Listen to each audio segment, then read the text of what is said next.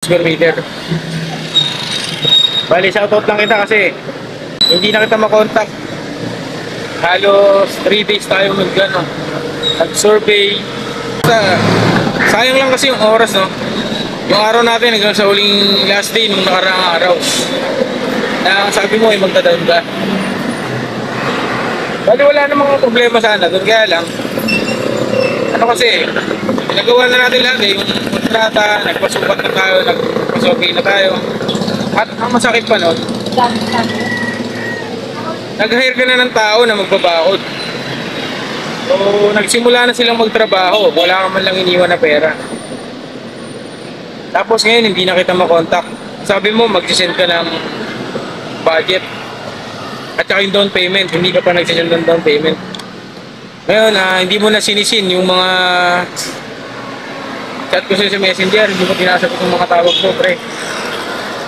Tinanggap ka namin na tao, inayos namin lahat ng transaksyon. Diba?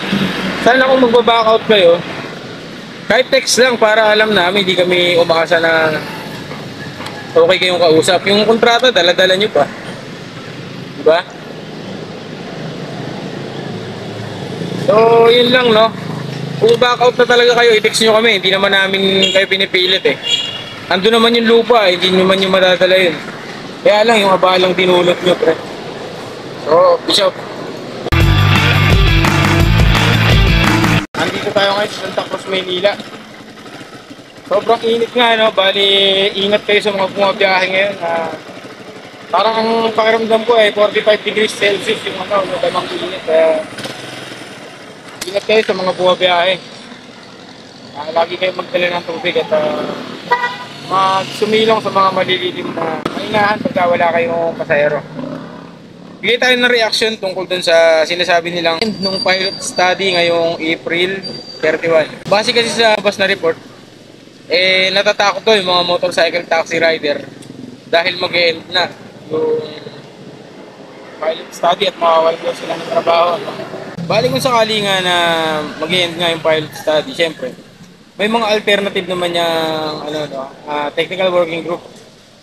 For example, mataas ang demand sa mga motorcycle taxi rider. Ibig sabihin, pag nag-end yung pilot study, magkakaroon yan ng mga extension na labas sa pilot study habang ginagawa yung kung ano man yung kulang pa sa binabalangkas na batas ng Kongreso. O kung sakali naman, baka tapos na yung pinag-aaralan nilang batas kaya end na, no? Yung ipapasa na nila, consolidated na sa Kongreso. So, kung consolidated na yung ipapasa nilang batas, ibig sabihin, magkakaroon na talaga ng batas. Yung motorcycle taxi industry dito sa Pilipinas. Magkagawin man, huwag kayong mag-alala dahil hindi naman ibig sabihin nun, pahihintuin na kayo. Yung pilot study lang ang mag-end, hindi yung servisyo natin. Hindi ko lang alam kung may mga panibagong finding sila ng mga supply sa kalsada. Yun ang hindi na natin malalaman. Baka kasama yun sa mga recommendation. Kung sakaling may makita silang ganun, kasama sa recommendation nila yun kung anong gagawin dun sa mga para maiwasan yung mga aksidente. Okay? Shoutout dun sa kausap ko na